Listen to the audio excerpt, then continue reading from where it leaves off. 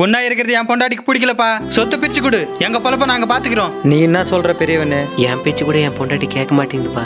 தம்பி கேட்ட மாதிரியே பிரிச்சு கொடு. சின்ன வயசுல என் பசங்க எப்படி இருந்தாங்க? சின்ன கனவு ஒண்ணு கலைஞ்சே போக, கண்ணு முன்னையே மறைஞ்சே போக, என்ன செய்ய நானும் தனியே தினம் ஒன்ன மட்டும் தேட, கண்ணுறங்கும் போதும் வலியே.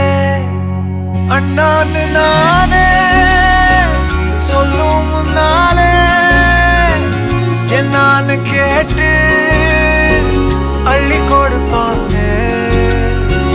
கண்ணாடி போல என்ன எனக்கே கொண்டாந்து காட்டும் நிஜோபந்தாங்க.